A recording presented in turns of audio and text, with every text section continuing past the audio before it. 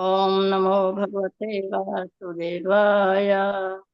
ओम नमो भगवते वासुदेवाय। ओम नमो भगवते वासुदेवाय। नारायणं नमस्कृत्य नरं चैव नरोत्तमं। मैं ही बोले जाऊँ माता जी, है ना? हाँ, बोलिए। नारायण, हाँ जी। नारायणं नमस्कृत्य नरं चैव नरोत्तमं देवीं सरस्वती व्यासं ततो जयमुदीरयेत्। कृष्ण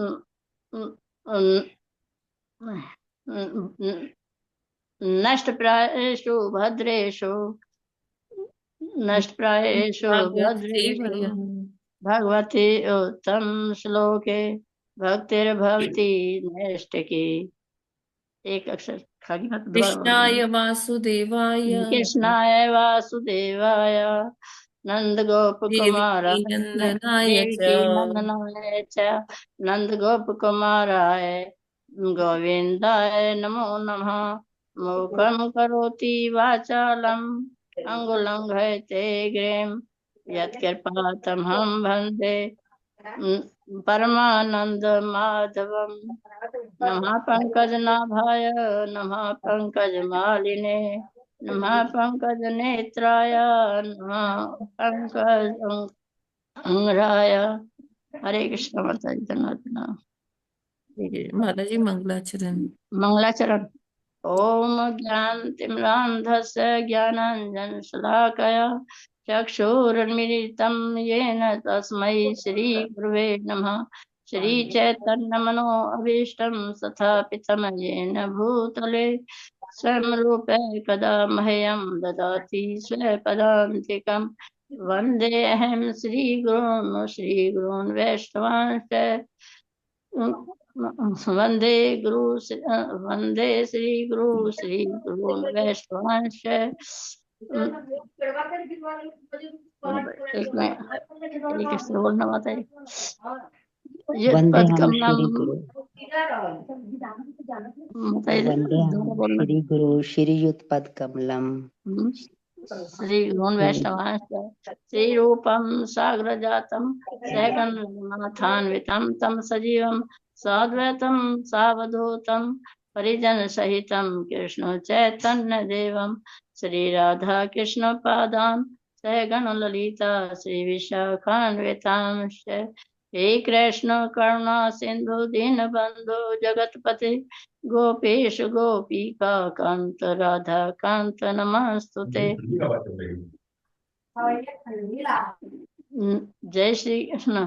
तप्त कांचन नमो गौरांगी। विष्णुपदाय तप्त कांचन गौरांगी तप्त राधे कांचन वृंद कृष्ण गौरांगी रांगी राधे राधे वृंदावनेश्वरी वृंदावनेश्वरी। हाँ हाँ। वृषभानु। भानुम सुते वृंदावनेश्वरी। देवी नहीं, प्रणमामि हे हरि हे प्रिय। दोबारा बोलूंगा तो। हे कृष्ण करुणा सिंधु दीन बंधु जगत पते गोपेश गोपिका कांत राधा कांत नमस्तुते।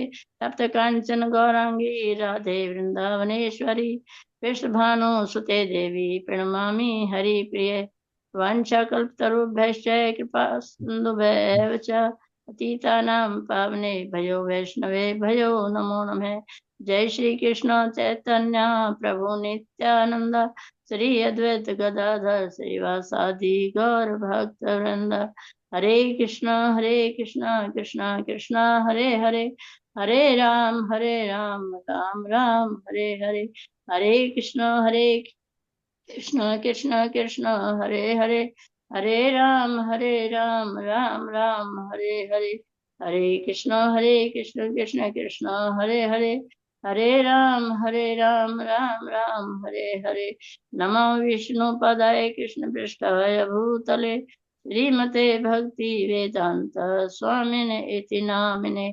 नमस्ते सरस्वती देवे गौरवाणी प्रचारिणे निर्विशेष शून्यवादी पाश्चात देशे तारिणे। हरे हरे कृष्ण कृष्णा। माता थैंक यू माता जी। आज का जी। जप और आज की प्रार्थना करने के लिए बहुत बहुत धन्यवाद। और सभी डिवोटीज आज मेरी का हार्दिक अभिनंदन है आज के इस्कॉन अयोध्या के प्रातःकालीन जप सत्र में। सभी का स्वागत। हरे कृष्णा। हरे हरे कृष्णा कृष्णा माता जी माता जी, माता जी, दंडवत दंडवत दंडवत प्रणाम, प्रणाम। इन्हों से प्रणाम। आशीर्वाद देना जरा।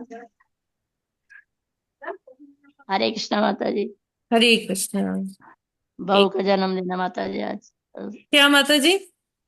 बहू का जन्मदिन है आज। हरी बोल। हाँ जी। अच्छा। तो आज माता जी ने जैसे पहले भी बताया था कि आज माता जी की बहू रानी का बर्थडे है। माता जी क्या नाम है उनका? कृतिका। कृतिका। तो कृतिका। आज हाँ। कृतिका माता जी का जन्मदिन है और वो माता जी के सानिध्य में है। तो निश्चित ही भगवान का प्रसाद, भगवान का नाम सुनते ही होंगे, करते करते भी है माता जी नाम। हाँ हाँ जी, हाँ जी। हाँ हाँ। तो कल ले आए हैं वो। अच्छा अच्छा, जय। तो हम कृतिका माता जी की आध्यात्मिक और भौतिक उन्नति के लिए भगवान से प्रार्थना करते हैं और हरे कृष्ण महामंत्र का उच्चारण करते हैं एक बार।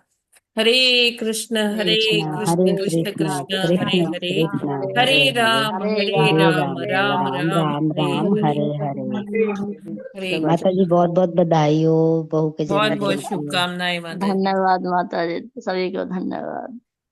तो देखिए, एक घर में अगर एक भी भक्त होते हैं, माता जी प्रभु जी करते ही हैं, तो वो उस भक्ति का प्रचार प्रसार ना आगे भी जाता है।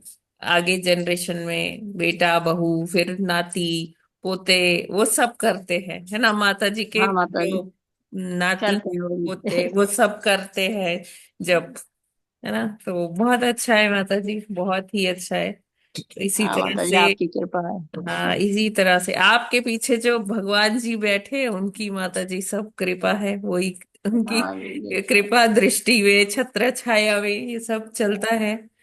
तो बहुत अच्छा माता जी, ऐसे हम सभी को प्रेरणा लेनी चाहिए माता जी से, उनकी फैमिली से, कि किस तरह से कृष्ण भक्ति पूरे परिवार में अगर हो ना, तो एक साथ करने में बहुत सुंदर होता है। थैंक यू माता जी, थैंक यू हाँ, सो मच। धन्यवाद माता हरे जी, हरे कृष्णा। कृष्ण।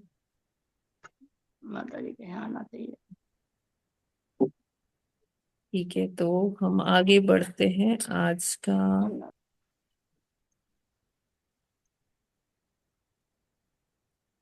यस,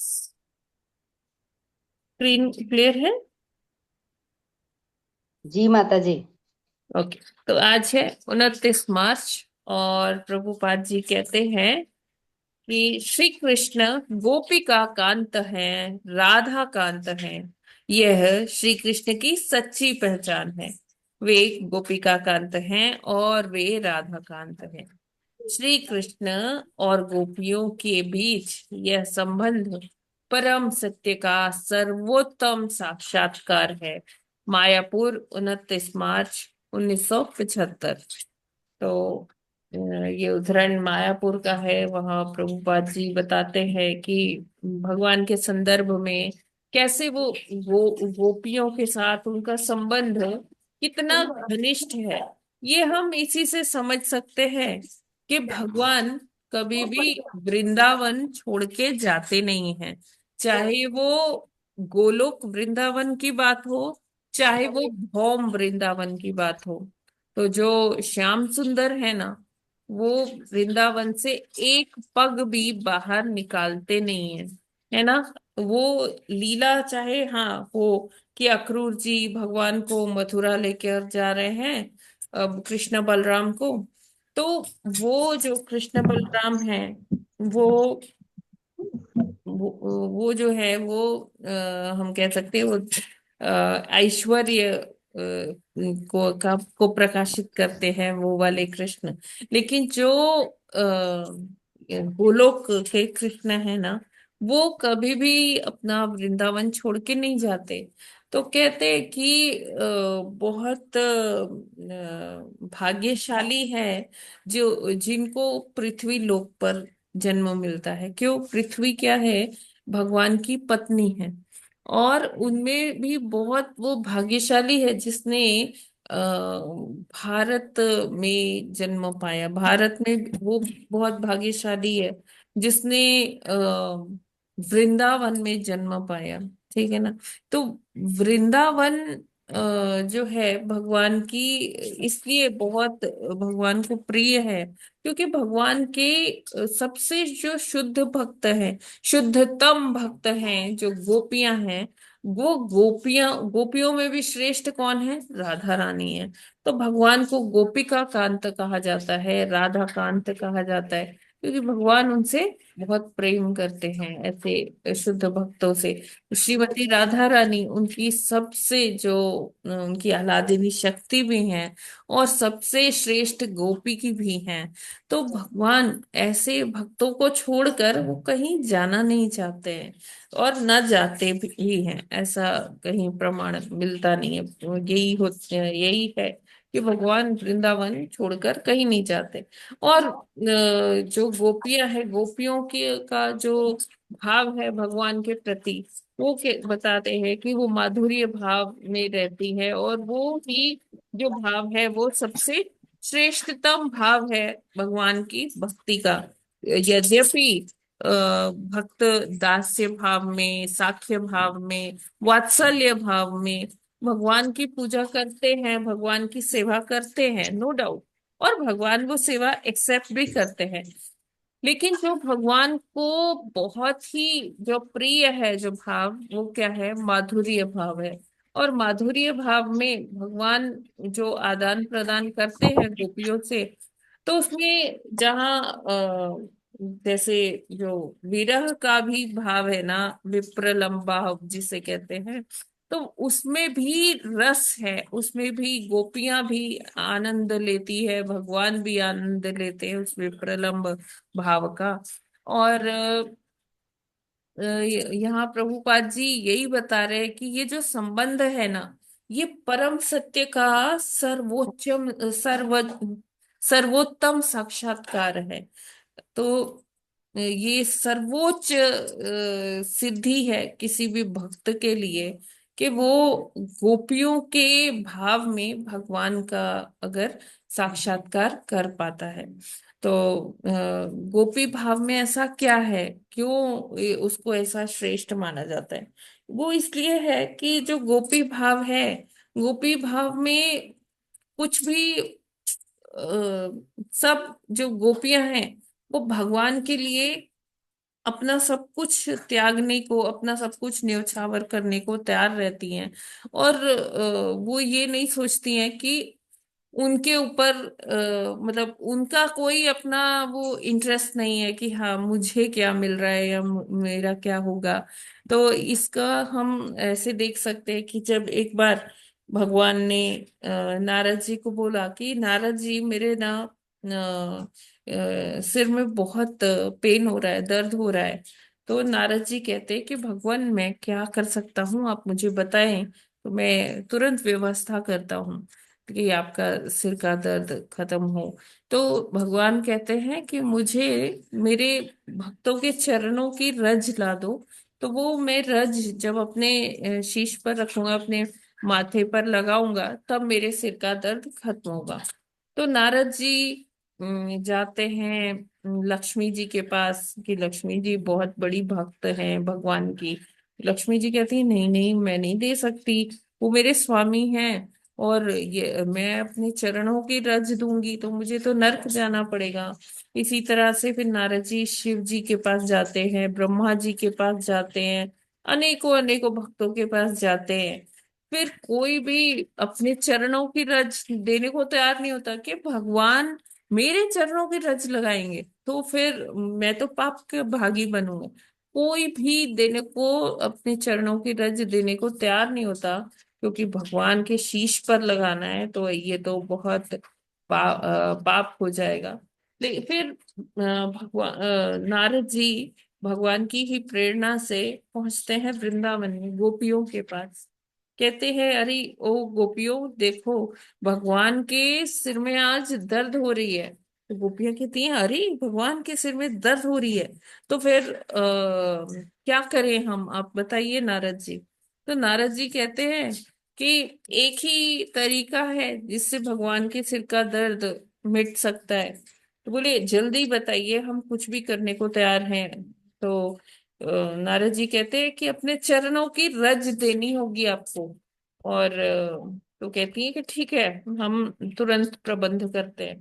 तो गोपियां अपने चरणों से रज झाड़ झाड़ कर इकट्ठी कर देती हैं, और यमुना जी में पांव पखारती हैं और फिर से रज में डालती हैं पैर, और ऐसे चरणों की रज का एक बहुत बड़ा वो खड़ा कर देती हैं पहाड़ सा। तो कहती हैं नारद जी जल्दी ले जाओ और भगवान को लगाओ। तो नारद जी को बड़ी एक जिज्ञासा होती है। कहते हैं कि ये तुमने चरणों की रज भगवान के शीश पे लगाने को दी है अपनी रज, तो तुम्हें डर नहीं लगता कि तुम पाप की भागिनी बनोगी और नरक में जाओगी?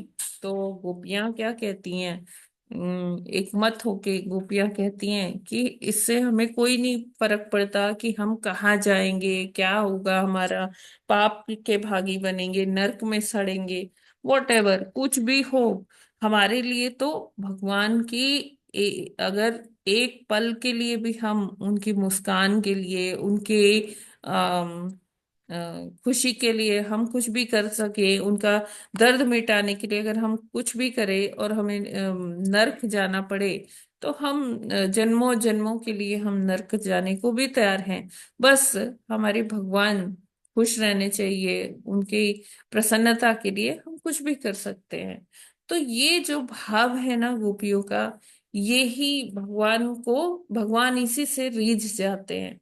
और एक एक गोपी भगवान की बहुत प्रिय है, जिसमें राधा रानी तो सर्वश्रेष्ठ गोपी हैं और भगवान की प्रिया हैं, और भगवान की आराधनीय शक्ति भी हैं। तो इसीलिए उनको गोपिका कांत कहा जाता है, राधा कांत कहा जाता है। तो ये ही क्या है, भगवान की सच्ची पहचान है कि भगवान गोलोक वृंदावन से या भौम वृंदावन से कभी एक पग भी बाहर नहीं निकालते, और वहीं पर बंसी बजाते हैं, जिसको कहते हैं कभी चैन की बंसी बजाना, ना। तो भगवान अपनी गोपियों के साथ, गोप सखाओं के साथ जो है बंसी बजाते हुए वहीं गोलोक वृंदावन में ही सदैव वास करते हैं। हरे कृष्णा। जगत गुरु श्रील प्रभुपाद की जय। हरि बोल।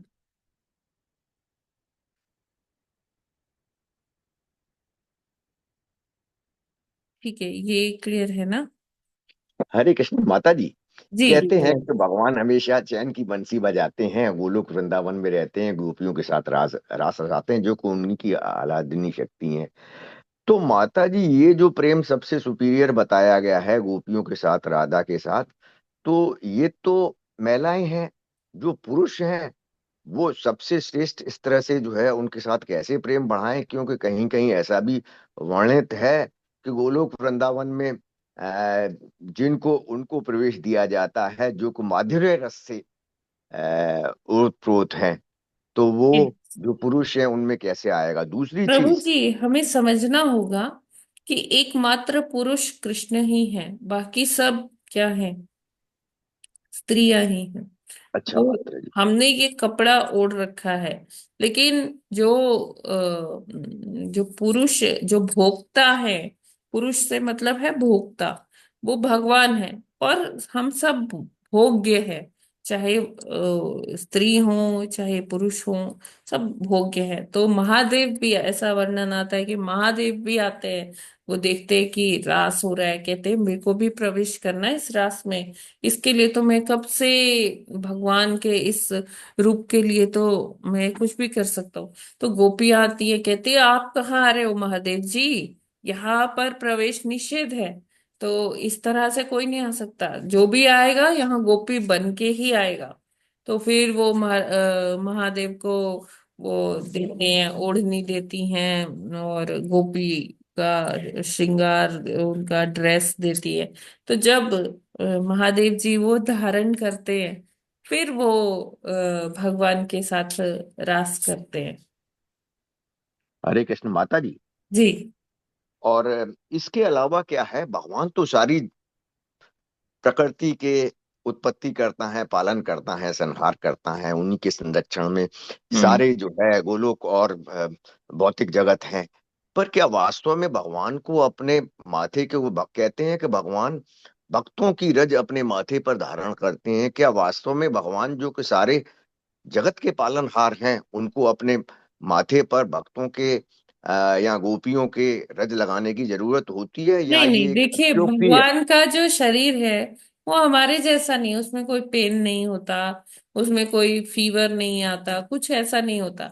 ये तो अपने भक्तों की महिमा का गुणगान करने के लिए, उनको उनकी भक्ति को एक्नॉलेज करने के लिए, ये उनका महिमा मंडन करने के लिए ऐसा हाँ आता माता। है ये वर्णन। हाँ माता जी, हरे कृष्ण। हाँ, बाकी भगवान को कोई दर्द नहीं होता, उनको कोई हमारे जैसी कोई ये नहीं है कि वो व्याधियां आती हैं।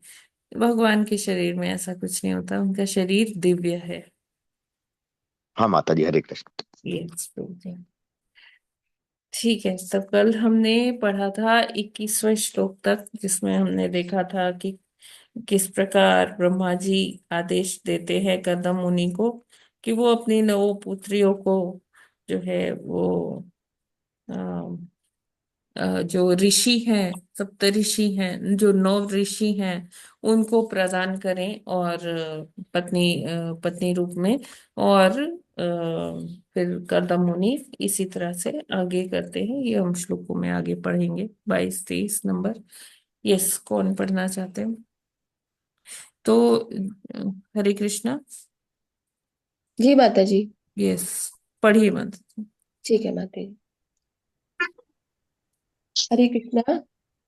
मरीचये कलां प्रदान धन सूया मथात्रये श्रद्धा मतिं मद्दिंग्र से यच्छ पुलस्त्याय हविर्भुवम् पुलहाय गतिं युक्तां कृतवे चाक्रियां सतीं ख्यातिं च भृगवे अच्छद्वसिष्ठा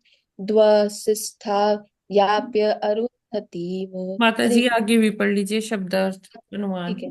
शब्दार्थ अनुवाद एवं तात्पर्य श्रील प्रभुपाद जी के द्वारा। श्रील प्रभुपाद जी की जय। शब्दार्थ।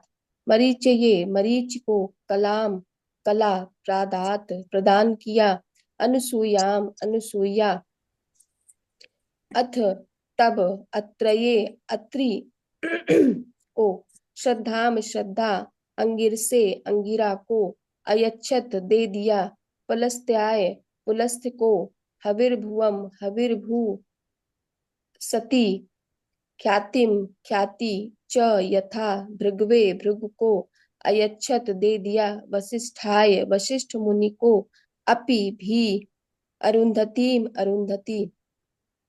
कर्दम मुनि ने अपनी पुत्री कला को मारीच को और दूसरी कन्या अनुसुईया को अत्रि को समर्पित कर दिया।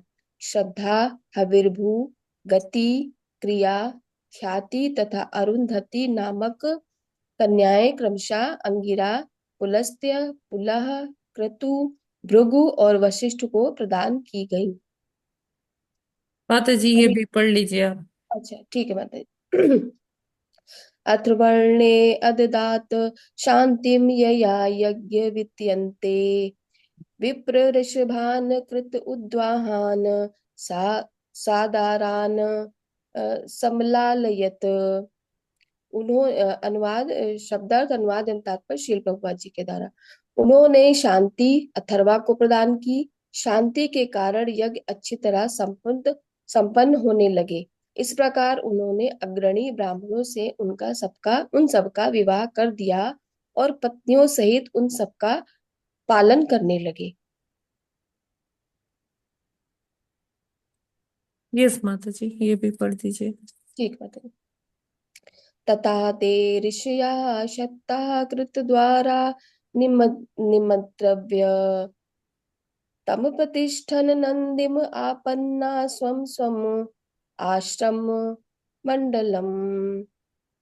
हे विदुर, इस प्रकार विवाहित होकर ऋषियों ने कर्दम से विदा ली और वे प्रसन्नता पूर्वक अपने अपने आश्रम को चले गए। हरि बोल। हरे कृष्णा। हरे कृष्णा।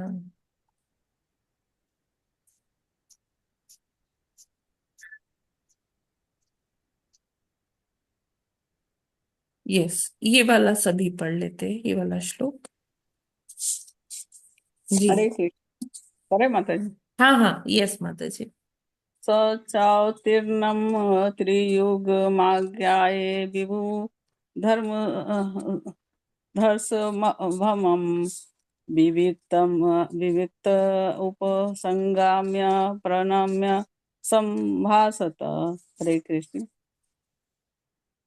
यस माता जी, प्रभु जी पढ़ लीजिए। स चातीर्णै त्रियुगमाज्ञाय विबुधर्षभ विविकस उपसंगम्य प्रणम्य समभाषत। हरे कृष्ण। स चावितीर्ण्य त्रिभुमाज्ञाय विबुधर्षभ विविक्त उपसंगम्य प्रणम्य समभाषत। हरे कृष्ण। हरे कृष्ण। स चावतीर्ण त्रियुगमाज्ञाय विबुधर्षभम् विविक्त उपसंगम्य प्रणम्य संभाषत। हरे कृष्ण। हरे कृष्ण। स च अवतीर्णं त्रियुगम् आज्ञाय विबुध ऋषभम् विविक्ते उपसंगम्य प्रणम्य समभासत। हरे कृष्णा। सभी को दंडवत प्रणाम। हरे हरे कृष्ण। स चावतीर्णं त्रियुगमाज्ञाय विबुधर्षभम् विविक्त उपसंगम्य प्रणम्य समभाषत। हरे कृष्ण। हरे कृष्ण। स चावतीर्णं त्रियुग्माज्ञाय विबुधर्षभं विविक्त उपसंगय प्रणमय संभासत। हरे कृष्णा। हरे कृष्णा। सा च अवतीर्णं त्रियुगम् अज्ञात विबुध ऋषं विविक्त उपसंगस्य प्रणम्य संभाषत। हरे कृष्णा। सभी को हरे दंडवत प्रणाम। कृष्णा। हरे कृष्णा। सचावतीर्णं त्रियुगमाज्ञाय विभूधर्षभम् विविक्त उपसंगम्य प्रणम्य समभाषत। हरे कृष्णा। सभी भक्तों को प्रणाम। माता जी दंडवत प्रणाम। हरे कृष्ण। स चावतीर्णं त्रियुग्माज्ञाय विबुधर्षभम् विविक्तुपसंगम्य प्रणमय संभाषत। हरे कृष्णा। सभी को दंडवत प्रणाम। हरे कृष्ण। सचावतीर्णं त्रियुगमाज्ञाय विबुधऋषभम् विविक्त उपसंगम्य प्रणम्य समभासत। हरे कृष्णा। सभी को दंडवत प्रणाम। माता जी दंडवत प्रणाम।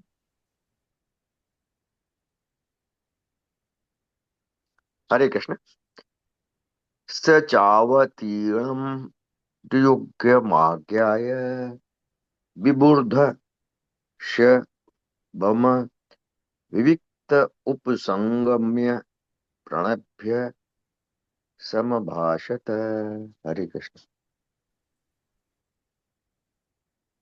हरे कृष्ण। सभी भक्तों के चरणों में प्रणाम।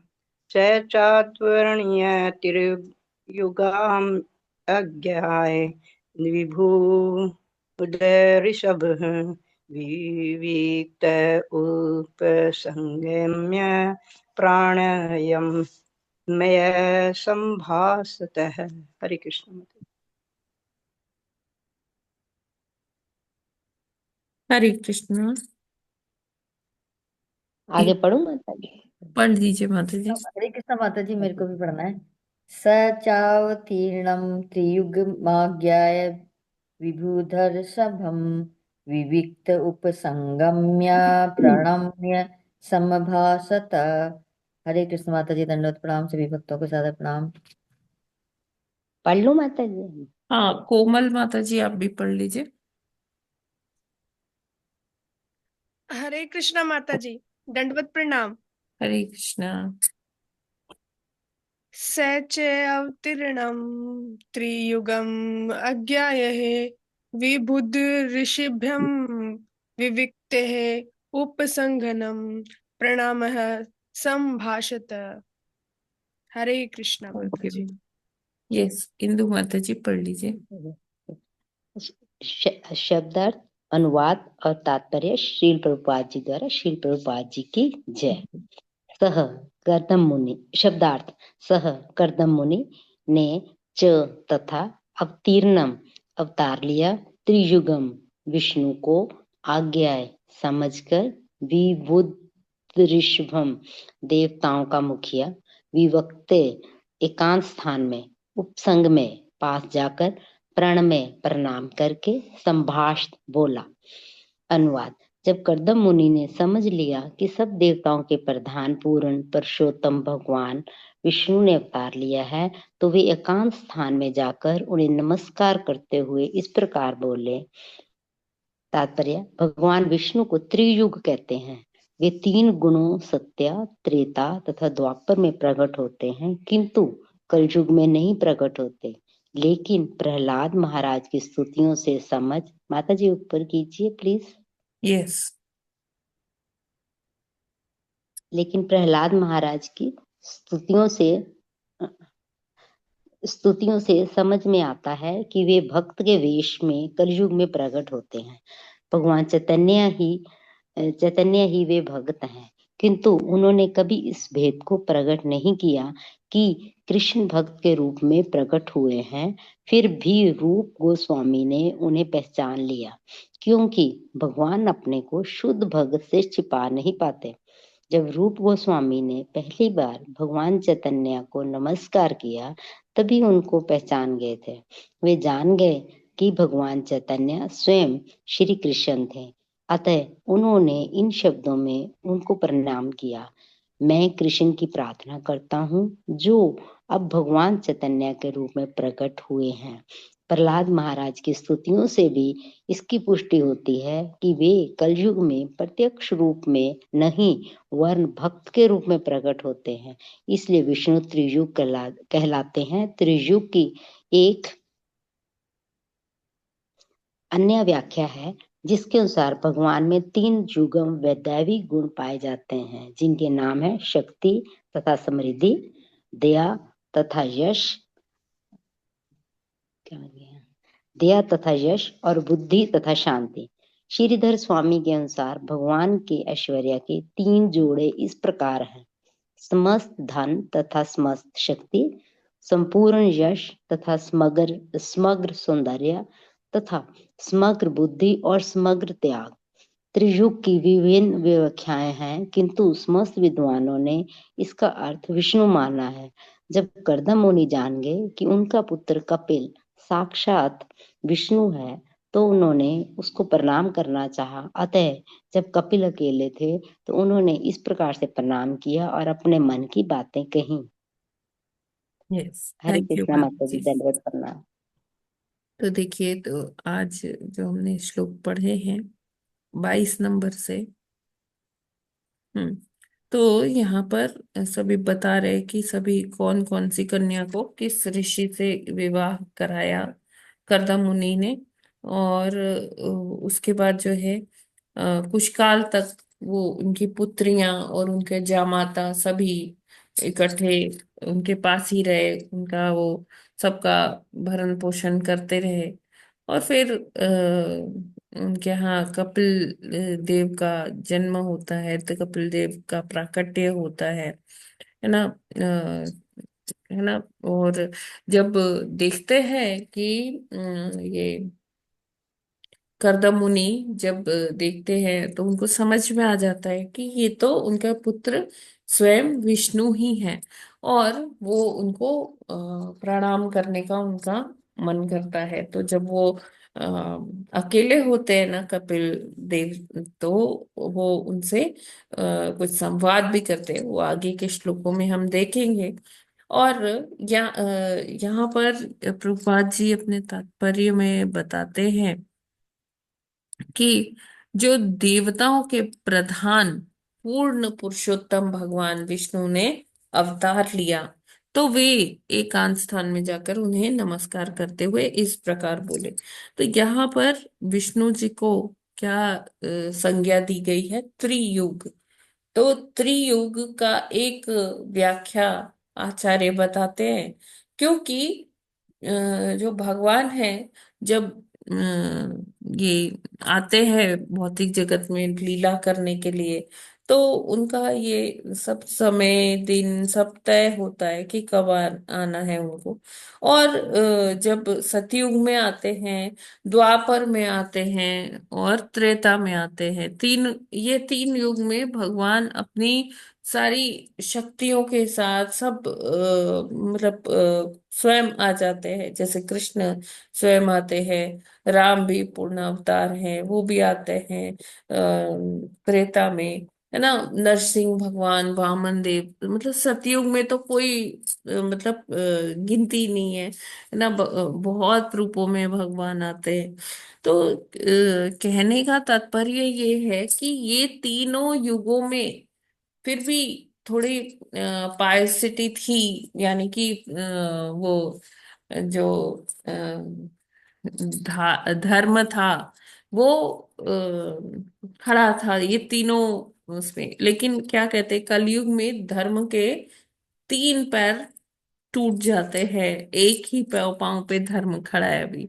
तो क्या इसलिए क्या होता है कि भगवान कलयुग में नहीं आते हैं, है ना, केवल तीन युगों में आते हैं, सतयुग, त्रेता और द्वापर। तो इसलिए उनको त्रियुगी भी कहा जाता है, त्रियुग भी कहा जाता है, कि वो ये तीन युग में आते हैं। लेकिन प्रभुपाद जी बताते हैं हमको कि कलयुग में जब भक्तों की करुण पुकार सुनते हैं, कि जब अद्वैताचार्य जी एक क्रंदन करते हैं, करुण क्रंदन करते हैं, गौरंगा गौरंगा, नारद जी करते हैं, तो भगवान अपने छिन्नावतार में आते हैं और भक्त बन के आते हैं। क्योंकि कलयुग में बाकी सब तो माया की चकाचौंध इतनी है ही, लेकिन लोगों को ये नहीं पता, सब उनके पास सारे ग्रंथ भी हैं, सब कुछ है, अवेलेबिलिटी है हर चीज की, लेकिन उनको ये नहीं पता कि भक्ति कैसे करनी है। तो भगवान भक्त के अवतार में आते हैं, चैतन्य महाप्रभु के रूप में, और ये बताते हैं कि किस प्रकार से आध्यात्म के मार्ग पर चलना है, क्या उसमें स्टैंडर्ड्स हैं, कैसे है। और भगवान जानते हैं कि ये इस काल में जो लोग हैं वो कैसे हैं, वो बहुत ही मंद सुमंद हैं, और फिजिकली और मेंटली भी ज्यादा स्ट्रांग नहीं है, मतलब भौतिक रूप से भी इतने मजबूत नहीं है, और मानसिक रूप से भी बहुत ज्यादा मजबूत नहीं है। तो ऐसे में भगवान क्या आते हैं, करुणा का अवतार बन के आते हैं। कहते हैं कि जिसकी योग्यता नहीं भी है वो भी मुझसे भक्ति ले लो। तो प्रहलाद महाराज इस चीज का वर्णन करते हैं कि कलयुग में जब भगवान आप आते हो, तो आप अपने छिन्न अवतार में आते हो, भक्त अवतार में आते हो, और लोगों को भक्ति करने का मंत्र देते हो, मूल मंत्र देते हो। तो इस तरह से हम जान सकते हैं कि भगवान त्रियुगी क्यों है। और फिर त्रियुग की दूसरी अन्य बहुत सारी व्याख्या है, लेकिन उसमें से जो कुछ सबसे ज्यादा मान्य है उनकी यहाँ पर चर्चा करते हैं प्रभुपाद जी। के प्रभुपाद जी कहते हैं कि जो क्वालिटीज है भगवान के अंदर, तीन युग्म में क्वालिटीज हैं। युग्म मतलब दो मिलते जुलते शब्द। तो भगवान क्या है, समग्र जो धन है इस जगत का, और जो बल है भगवान उसको उसके क्या है, मालिक हैं। भगवान ही भगवान के पास समस्त धन और समस्त शक्ति है। ये एक युग्म हुआ। युग्म मतलब जो दो या दो से ज्यादा अक्षर मिलाकर जो एक वाक्य का हिस्सा बनता है, उसको युग्म कहते हैं, जो मिलता जुलता होता है। कि धन बल, शक्ति बल, फिर यश और क्या है, सौंदर्य, फिर तीसरा जो युग्म है वो क्या है, बुद्धि और त्याग। तो ये तीन युग्म के में भगवान के गुण यहाँ पर मेंशन्ड हैं। इसलिए भगवान को त्रियुग इसलिए भी कहा जाता है। तो प्रभुपाद जी लिखते हैं कि यूं तो बहुत सारी व्याख्याएं हैं, लेकिन जो ये अर्थ है कि भगवान विष्णु का पर्याय है त्रियुग, ये सभी ने माना, ये सर्वमान्य हुआ। ठीक है। तो कर्दम मुनि क्या अभी देख रहे हैं कि जो त्रियुग हैं, जो विष्णु हैं, वो उनके घर में पधार चुके हैं। और अब उनका मन क्या कर रहा है कि क्योंकि अभी ये तो पुत्र रूप में है, छोटे से हैं, लेकिन कर्दम मुनि तो उनको जानते हैं ना कि उनकी स्थिति क्या है, और भगवान से उनका संबंध क्या है।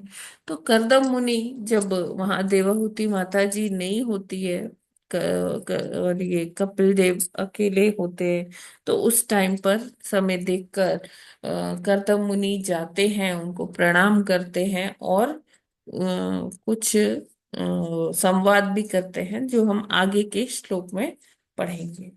हरे कृष्णा। इसमें कोई डाउट है क्या, कोई टिप्पणी? हरे कृष्णा माता जी। हाँ जी। माता जी, जब भगत के रूप में जैसे चैतन्य महाप्रभु जी आए, तो ये फिर अपने रूप की ही पूजा करते हैं, मतलब वो बात थोड़ी सी वो नहीं माइंड नहीं, में देखिए, है। वो पूजा तो करते हैं, वो दिखाने के लिए करते हैं, हमें जी। समझाने के लिए करते हैं कि देखो ऐसे करना है अच्छा अच्छा, ठीक है है माता ना। जी, ठीक है, ठीक है माता जी, ये नहीं है ठीक कि है। अपनी ही पूजा करते हैं, वो तो बस स्टैंडर्ड्स बताने के लिए कि किस प्रकार करना है। जी जी माता जी, अब क्लियर है। हरे कृष्णा माता हरे जी। कृष्णा माता जी। माता ये तीसरा जोड़ा क्या है, इसमें दिखाई नहीं दे रहा स्क्रीन पर। तीसरा जोड़ा है माता जी, समग्र बुद्धि और समग्र त्याग। हाँ, ये लाइन ना नीचे हाँ, जा रही है, इसलिए दिखाई नहीं नीचे दे जा रही है। नहीं रहा। माता हाँ, जी। मेरे में जा रही है, अब और किसी की हमें पता नहीं। हाँ, बस बस बस बस, धन्यवाद माता। ठीक है। हाँ जी, हाँ जी। समस्त धन और समस्त शक्ति, ये पहला हो गया। हाँ संपूर्ण यश तथा समग्र सौंदर्य, दूसरा हो गया। हाँ, और तीसरा समग्र बुद्धि और बुद्धि समग्र और समझ त्याग। त्याग, ये तीसरा। हाँ, चलिए, भिन्न व्याख्या है। कृष्ण माता जी। हरे कृष्णा माता जी। हाँ माता जी, हाँ, धन्यवाद। सादर प्रणाम। जी अभी जो आपको बताया इसमें कि इसमें कलयुग में नहीं आते भगवान, और हाँ भक्त के रूप में आते हैं चैतन्य प्रभु भगवान। माता जी, आपने क्या बोला, आवाज एकदम क्लियर आ नहीं रही है। लास्ट का सेंटेंस आपने क्या बोला माता जी? हरे कृष्णा। कि कलयुग हाँ में जो है कृष्ण चैतन्य भक्त के रूप में आते हैं श्री कृष्ण जी। देते हैं। तो अभी जो कल की अवतार होगा वो किस युग का हाँ है, जब माता जी, सतयुग कल की है। अवतार भी इसी युग का होगा, और वो भी जी। छिन्न अवतार ही होगा, मतलब कि अच्छा, वो हाँ। हाँ सतयुग उसके बाद आएगा, है ना। हाँ, कल की हम्म। तो जब ये कलयुग समाप्त होने वाला होगा ना, तब हाँ भगवान आते हैं। हाँ जी जी जैसे द्वापर के अंत में भगवान आए थे, जी। है ना, फिर उन्होंने एक विश्व युद्ध करवा के सब, हाँ, वो कर दिया था। ठीक है। इन सब लोगों में फिर भी तो बनेगी। तो हरे इसी कृष्ण। तरह से भगवान जब कलयुग एंड होने वाला होगा ना, 4,32,000 वर्ष का होता है कलयुग, जिसमें जी। से 5,000 वर्ष ऑलरेडी बीत चुके हैं। हाँ, 5 ठीक है, मिनट। 4,27,000 कुछ महीने बाकी है। तो हम्म। वो जब एंड होने वाला होगा, तब भगवान आएंगे। अच्छा, तो ये भी उनका छिन्न ही रूप होगा ना, हाँ, ये भी भक्त के उनका रूप। छिन्न रूप ही होगा, कल की अवतार। कलयुग का ही रहेगा, उसके जी। बाद सतयुग आएगा। हम्म। हम्म। जी धन्यवाद। हरे कृष्णा हरे माता। कृष्ण माता जी, माता ये जी छिन्न एक बार अवतार छिन्न क्या होता अवतार है? को दोबारा बताना, छिन्न अवतार क्या होता है? हरे कृष्ण सुना था मेरे छिन्न को भी। अवतार होता है कि जैसे उसमें भगवान अपने पूर्ण उसका ऐश्वर्य का पूर्ण ये सारे जो गुण हैं उसका प्रदर्शन नहीं करते हैं। अच्छा। हाँ, जैसे चैतन्य महाप्रभु वो जो लीला करते भी है ना, वो बहुत हाँ हाँ। मतलब उन्हीं भक्तों के आगे करते हैं ना जो उनके स्वयं के पार्षद हैं। जैसे हम्म। महाप्रभु ने महाप्रकाश लीला की थी, तो वो कहाँ की थी? शिवास जी के आंगन में की थी। और वहां उन्होंने स्ट्रिक्टली मना किया था कि इसमें सिर्फ हमारे ही लोग होने चाहिए, है ना, और बाकी और सारे लोग नहीं होने चाहिए यहाँ पे। हाँ, जो छुप के देख रहे थे तो हाँ उनसे भी जी। मना कर दिया हाँ। था ना माता? हाँ। अच्छा वो, ठीक ठीक। हरे कृष्ण प्रकाश माता लीला जी। तो वो। जी। भगवान तो स्वयं कहते हैं कि मैं भक्तों का उद्धार करने के लिए तथा असुरों का विनाश करने के लिए जन्म लेता हूँ जहां जरूरत हो। तो माता जी पहली बात तो ये है कि सतयुग में बहुत सारे अवतार उन्होंने लिए। क्यों? ऐसा तो है नहीं कि असुर सतयुग में ज्यादा रहे हों, असुर युग तो और कलयुग में ज्यादा रहे होंगे ना। और कलयुग में भी जब वो अवतार लेते हैं, धर्म की तीन टांगे टूट जाती हैं, धर्म एक टांग के ऊपर रहता है, मंद सुमंद होते हैं लोग। सब तरह से जब कम होता है तो भगवान जो है लेते हैं। तो भगवान ने जब स्वयं ही कहा है कि भक्तों का उद्धार करने के लिए, तो छद्म रूप में क्यों होते हैं उपस्थित? अन्य युगों में जहाँ के जो है धर्म चारों टांगों पे था, तब तो भगवान खुद स्वयं जो है खुले रूप में कई रूपों में जी जो है उन्होंने जन्म लिया। और जब जी कल जी युग में जी। लिया तो वो जो है छद्म रूप में लिया। हम्म। ऐसे क्यों? ऐसे क्यों माता जी? ऐसा वो तो और खुले इसलिए रूप। ऐसा इसलिए कि यहाँ पर अगर भगवान अपने पूर्ण समस्त उसमें आएंगे तो लोगों की इतनी चेतना ही नहीं है कि वो उनको समझ पाएंगे, है अच्छा ना? माता जी। जी। तो माता जी के असुर भी कम थे क्या कल युग में के असुरों का विनाश करने के लिए? नहीं, देखिए, राम असुरों कृष्ण। का आधिपत्य हमेशा होता है। वो सतयुग में भी थे असुर, है ना? ये तो एक योनि है, तो वो हर समय होती है। तो माता जी सधर्म रूप में कैसे करेंगे उनका संहार? वो कर लेंगे, जैसे वो कृष्ण तो रूप में थे। भगवान है ना। और अच्छा माता जी चैतन्य अरे अच्छा। महाप्रभु ने भी बहुत सारे ऐसे कार्य किए जिससे ये पता लगता है कि वो साधारण व्यक्ति नहीं है। ठीक है ना? तो माता जी और चैतन्य कल की महाप्रभु ने भी। अवतार में तो वो वॉरियर के रूप में ही आएंगे। तो माता जी और जो चैतन्य महाप्रभु जी ने भी बहुत सारी जो है गुप्त जो लीलाएं की, वो श्रीवास के यहाँ की। खुलेआम पब्लिक को समझाने के लिए लीलाएं भी की, लेकिन श्रीवास जी के यहाँ जो की वो गुप्त की। जबकि समस्त मानव और जीवों के कल्याण के लिए लीलाएं तो सारी स्पष्ट रूप में होनी चाहिए ना, जो सब देख तो सकते हैं। स्पष्ट रूप में भागवतम में है ना प्रभु जी, अच्छा माता जी हरे कृष्ण। है ना? हाँ माता जी हाँ। हाँ, स्पष्ट रूप में देखिए, जब भगवान द्वापर में यहाँ से जाते हैं, अपने धाम को जाते हैं, इधर से अप्रकट होते हैं, तो उद्धव जी उनसे उद्धव जी बहुत दुखी होते हैं। कहते हैं कि आप तो जा रहे हैं यहाँ से, और ये सब जीवात्माएं जो यहाँ पर हैं, अभी उनका क्या होगा? आप तो यहाँ से जा रहे हो, सबको आदत होगी आपकी। तो भगवान क्या करते हैं? अपने आप को किसमें समाहित कर देते हैं? श्रीमद् भागवत में।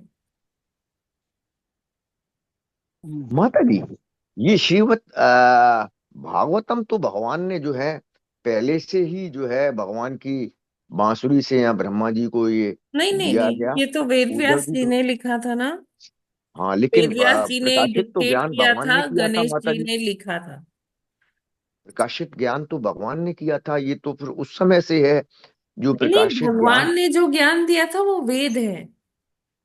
अच्छा माता और जी। हर चीज का संकलन करके वेद व्यास जी ने इसे लिखा है, मतलब संकलन किया है। हाँ माता जी, ठीक है। वेदों का ज्ञान तो भगवान ने दिया, लेकिन बाद में संकलन हुआ है। तो भागवतम ही एक ऐसा इसका संकलन कैसे ज्ञान हुआ? है, इतने ऐसा सारे ज्ञान है पुराण जो बना दिए, उपनिषद बना दिए उन्होंने, है ना? तो ये सारी जो चीजें हैं उसको भी आगे और रिफाइन करके, जब वेद व्यास जी ने सारे पुराण बना दिए, उपनिषद बना दिए, ये वेदांत सूत्र वगैरह ये सब संकलित कर दिया उन्होंने, तो तब भी उनको उनके हृदय में वो हर्ष की अनुभूति नहीं हो रही थी। तो उनको लग रहा था कि जैसे कुछ छूट गया है, कुछ रह गया है। तब नारद जी की प्रेरणा से उन्होंने क्या किया? श्रीमद् भागवतम की संकलन किया। हरे कृष्ण माता जी। ये जी। शब्द आया है कि वेद साक्षात भगवान है, भगवान के मुंह से, भगवान की बांसुरी से निकले हैं और ब्रह्मा को किए गए हैं। तो हम्म। शब्द वेद आया है कि साक्षात भगवान है, जबकि कहा जाता है कि भगवान का रूप शब्द रूप है भागवतम। तो ये थोड़ा सा एक दूसरे से फर्क नहीं है कि वेद साक्षात भगवान है, ऐसा कहा गया है। देखिए, वेद जो है भगवान ने बोला है ना? हाँ ठीक है। माता वो जी। एक हाँ, कहने का तरीका है कि वो साक्षात भगवान है, क्योंकि भगवान की वाणी, भगवान की लीला और स्वयं भगवान का नाम और स्वयं भगवान में कोई भेद होता नहीं, इसलिए इसे ऐसे इंटरप्रेट किया जाता है। हाँ लेकिन माता जी बात एक ही हुई है ना, हाँ क्योंकि जी। भागवतम भी वही है। तो एग्जैक्टली। भागवतम भी साक्षात भगवान है, ऐसे जी। भी कह सकते जी। हैं। भागवतम साक्षात भागवतम भगवान। जो है भगवान का ग्रंथावतार है। हाँ माता जी, हरे कृष्ण। जी। यस, और कोई प्रश्न? हरे कृष्ण माता जी। हरे कृष्णा। आपने पहले भी शायद एक बार बताया था कि कल की अवतार ले चुके हैं, कोई स्थान भी बताया था आपने। ले चुके हैं? हाँ, ऐसा आपने शायद, मुझे याद है कि बताया था कल की अवतार ले चुके हैं। नहीं नहीं नहीं, मैंने ये नहीं बोला कि ले हम्म। चुके हैं। वो तो मैं अभी भी वो अभी लास्ट में भी आएंगे। ये कहा कि जब कलयुग समाप्त होने वाला होगा हाँ। तब भगवान का यहाँ पर प्रकटीकरण होगा, भगवान आएंगे। ठीक है ना? अभी नहीं।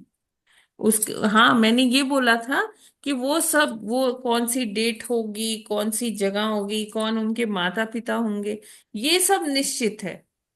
हाँ, वो तो लिख दिया माता वो जी। हाँ। लिखा हुआ है भागवतम में, है ना? संबल जो है जगह, वहां पर हाँ भगवान कल्कि का हाँ, आपने बताया था अवतरण हो। संबल में। हाँ जी हाँ। माता जी, आपने, हाँ आपने वही बताया था आज हाँ जी। अवतरण होगा हरे संबल में, कृष्णा वही आप माता जी, वो जो कल की जी। अवतार है वो जी किसका वही आप। वध करने के लिए आएंगे जी जी एंड ऑफ हाँ, द हरे कलयुग कृष्णा। में? एक मिनट माता जी, नहीं रंजना हाँ, माता जी संबल का हो मुझे भी जाए ओवर, देखना है। फिर मैं लेती हूँ आपका। यस, ठीक रंजना है माता माता जी जी। क्या कह रहे हैं आप? लास्ट में क्या बोले आपने? हाँ बस वही, हाँ यही बोल रही थी कि मुझे वो स्थान नहीं मालूम, मतलब आपने बताया था, आप संबल, ही ने बताया था ना संबल। कि संबल में जी जी। अवतरण लेंगे। जी। संबल। हाँ मध्य प्रदेश में माता जी, जी। धन्यवाद। नहीं नहीं, जी मध्य जी हाँ, प्रदेश में धन्यवाद, नहीं, हरे यूपी में कृष्णा। ही है। अच्छा अच्छा अच्छा, सॉरी मध्य माता। प्रदेश, ये कहाँ पर है? माता जी वेस्टर्न यूपी में है संबल। हाँ यूपी में ही है। हरे कृष्णा माता जी, अभी दंगे शायद वहीं पे हुए हरे थे ना। कृष्णा माता जी। हाँ जी। हाँ यस। हाँ जी। जी अच्छा। चलिए, ठीक है। ओके। यस, कोमल माता जी, आपका क्या प्रश्न हाँ था? जी हाँ। हरे कृष्णा माता जी, दंडवत प्रणाम। दानवत प्रणाम माता जी। माता जी, जो कल की अवतार है जो एंड ऑफ कलयुग में आएंगे वो किसका वध करने के लिए आएंगे? और माता जी, जितने भी अवतार है वो लगभग यूपी में ही है, हमारे जो तीर्थ स्थल है ज्यादातर। ऐसा क्यों है माता जी, वहीं पे इतनी ज्यादा कृपा क्यों है? देखिए, हमें ना कोई भी जो ये धाम है या भगवान जहाँ अपना प्राकट्य होता है उनका, तो वो हमें ज्योग्राफिकली किसी जगह पर नहीं समझना चाहिए कि जी देखो ये इंडिया में हो रहा है भगवान का आविर्भाव, या ये भारत के यूपी प्रदेश में हो रहा है ना, उत्तर प्रदेश में हो रहा है। तो हमें इस तरह से, ये क्या है, ये जस्ट इसको ऐसे आचार्य बोलते हैं कि ये भौतिक बुद्धि हम लगा रहे हैं, कि हम भगवान को ज्योग्राफी में डिफाइन कर रहे हैं, जबकि ऐसा नहीं है। देखिए, जब भी भगवान आते हैं ना, तो भगवान के आने से पहले उनका धाम प्रकट होता है। ठीक है। और चाहे वो वृंदावन धाम हो या अयोध्या धाम हो, जो भगवान का धाम होता है ना, वो एक्चुअली वो पृथ्वी के सरफेस पर नहीं होता, वो उसके ऊपर जैसे एक पैच जैसे कि रखा होता है। वो डायरेक्टली वहां का प्रतिबिंब है। जैसे यहाँ जो वृंदावन है, वो गोलोक वृंदावन का डायरेक्टली उसी एंगल पर वो प्रतिबिंब है। तो वो हमें ये नहीं समझना चाहिए ज्योग्राफिकल है कुछ। हाँ, वो पृथ्वी पर है, वो सबका है, हम उसे किसी देश किसी राज्य में उसे वो नहीं करना चाहिए हमें। ठीक है ना, भगवान सबके हैं। ठीक है ठीक है। माता जी। हाँ, हरे पर माता जी, हरे कृष्णा, भगवान है तो एक भगवान तो मिनट कहीं भी माता जी, अवतरण उनका ले। हो जाने दीजिए प्लीज प्लीज। यस कोमल माता जी। माता जी, ये भी मैंने प्रश्न पूछा आपसे कि जो कल की अवतार एंड ऑफ कलयुग में हाँ, किसका वध करने के लिए वो आ रहे थे, मतलब। अच्छा। तो क्या होगा कि उस टाइम ना, जो मलेच्छों की संख्या है वो बहुत बढ़ जाएगी, और वो ही मतलब आतताई हो जाएंगे एकदम। तो उन्हीं को नष्ट करने के लिए कल की भगवान आएंगे। ठीक है। माता जी। जी। हाँ जी माता जी। जी। ठीक है। यस रंजना माता जी, आप कुछ कह रही थी। जी माता जी, मैं वही कह रही थी कि भगवान है तो भगवान तो कहीं भी अवतरण ले लेना, स्थान का वो कुछ मायने नहीं रखता ना उनके लिए तो। नहीं, स्थान का धाम चाहे। मायने रखता है, क्यों नहीं। जी। वो धाम है। अब जैसे वृंदावन तो बहुत महत्ता है ना, हम ऐसा नहीं कह सकते हम्म, कि वृंदावन नहीं की कोई वो महत्ता नहीं है, स्थान की कोई हाँ, महत्ता नहीं, अभी तो अयोध्या आपने की कोई महत्ता। नहीं बहुत बहुत ज्यादा महत्ता है। हम्म, लेकिन इसको हमें ऐसे नहीं देखना चाहिए कि हाँ ये इस राज्य में है, हाँ इस हाँ ये देश में है, ऐसा हम्म, नहीं मानना चाहिए। हाँ कि कहीं भी ले सकते हैं ना, वो तो भगवान है तो कहीं भी अवतरण हो सकता है जी उनका। जी जी। जी और हाँ, भगवान हरे के कृष्ण, ये धन्यवाद। तो जो अवतार हैं या भगवान स्वयं आ रहे हैं, ये तो हमें पता है। जी और ऐसे छोटे छोटे रूप हम्म, में भगवान कभी तितली बन के, कभी कुछ बन के, कभी कुछ बन के, हाँ वो तो हर मालूम ही नहीं क्षण कहीं पड़ता। ना कहीं आते रहते हैं। हमें उसका तो कुछ मतलब निश्चित ही नहीं मालूम है, ही नहीं उसका पड़ता। कहीं जी वो नहीं रखा, कैलकुलेशन नहीं है कि कब आए कब चले गए, है ना। मालूम ही नहीं हम पड़ता समझ वो ही तो नहीं हमें। सकते, हाँ हम मालूम ही नहीं पड़ता, हम समझ ही अकल्पनीय नहीं है पाते। हमारे लिए। हाँ जी, सही है। धन्यवाद माता जी, हरे कृष्ण। हरे कृष्णा। तो जब हर भगवान किसी आते हैं ना किसी अपने रूप में, तो वो समस्त पृथ्वी के लिए कल्याणकारी होते हैं। तो किसी को ऐसा भाव नहीं रखना चाहिए, अरे मेरे प्रदेश में तो भगवान कभी अवतार ही नहीं लिए, या मेरे राष्ट्र में तो कभी भगवान आते ही नहीं है। तो जब भगवान आते हैं लीला करने के लिए, तो वो समस्त लोक के लिए कल्याणकारी होते हैं। ठीक है। और जो भगवान की भक्ति करते हैं, वो तो उनको पहचान ही लेते, उनको तो अनुभूति हो जाती है कि हाँ भगवान आ गए हैं।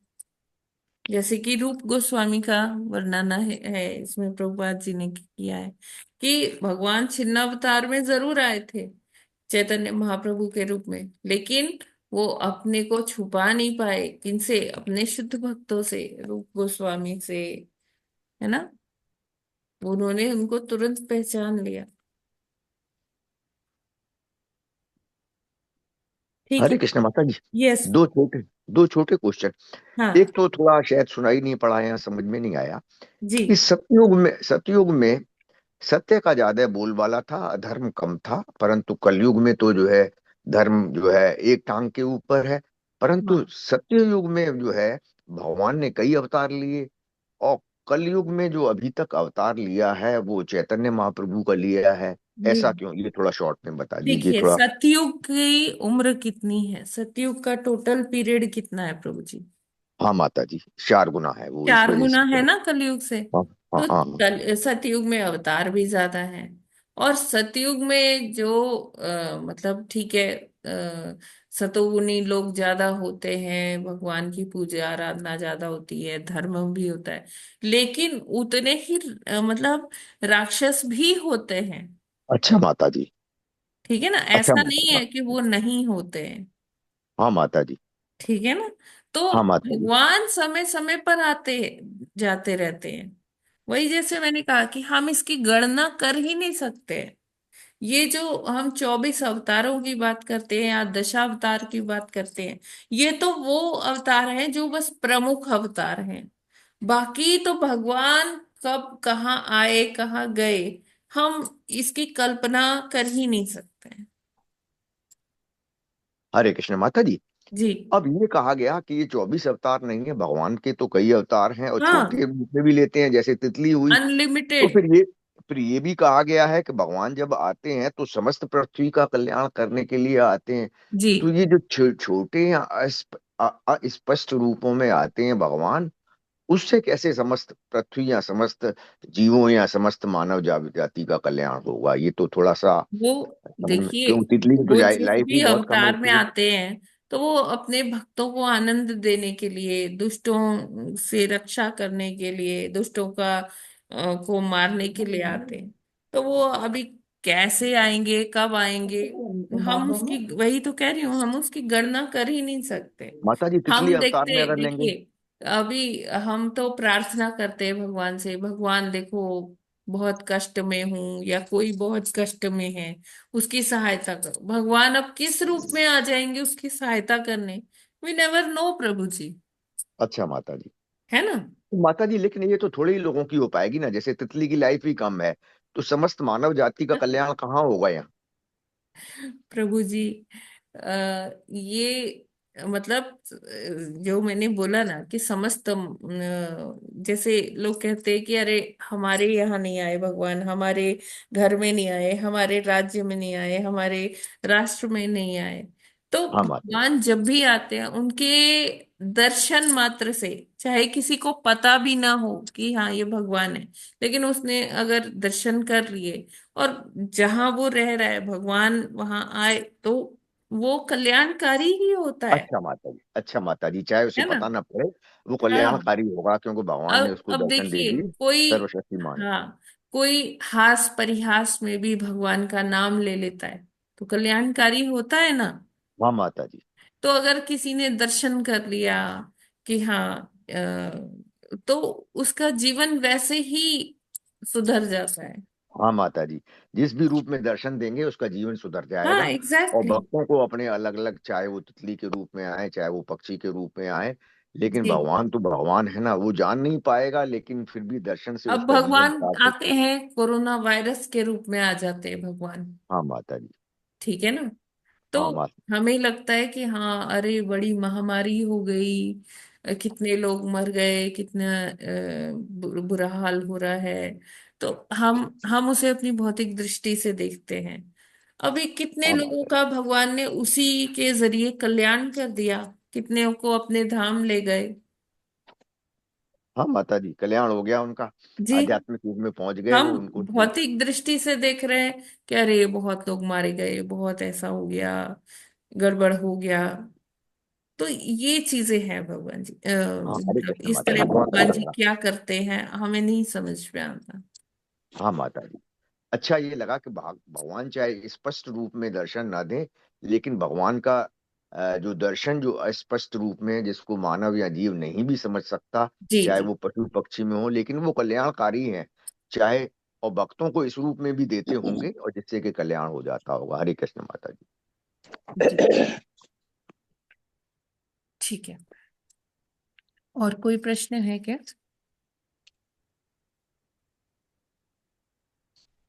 हरे कृष्णा माता जी। यस कोमल माता जी बताइए।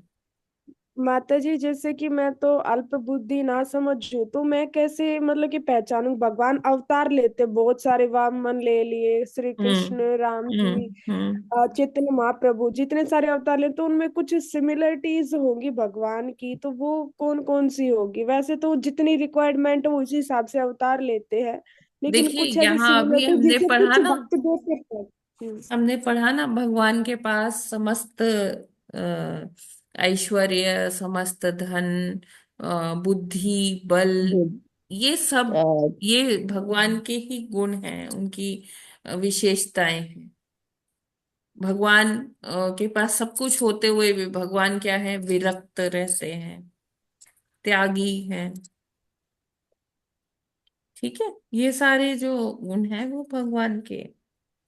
अभी हम जो है अपनी भौतिक बुद्धि से उनको नहीं भी पहचान सकते। अब देखिए, जैसे जब भगवान स्वयं कृष्ण यहाँ थे तो दुर्योधन को पता भी था, सब उनको भगवान कहते भी थे। कितनी बार भीष्म पितामह ने दुर्योधन को समझाया कि देखो, इनसे आप ठीक से बात किया करो, ये कोई साधारण पुरुष नहीं है, ये भगवान।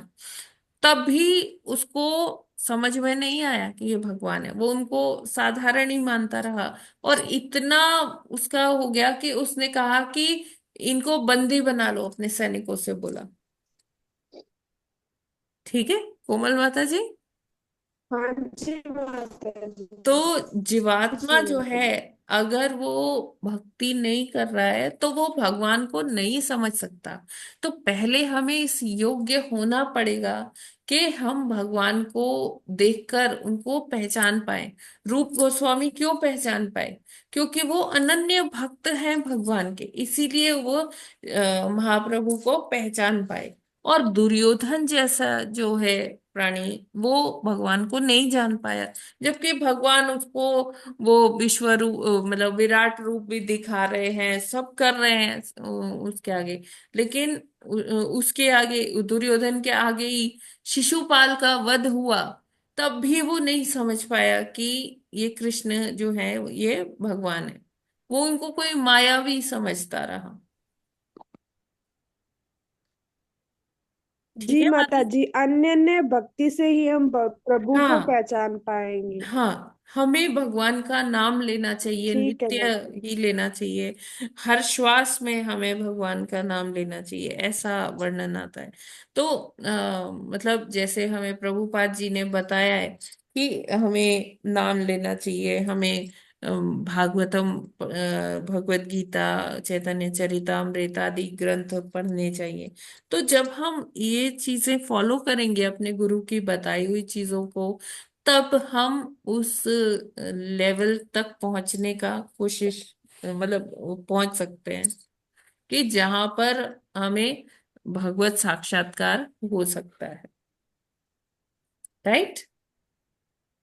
बहुत बहुत धन्यवाद माता जी, आप इतने अच्छे से बता देते हो। मेरे दिल से आपको बहुत बहुत कृतज्ञता और धन्यवाद।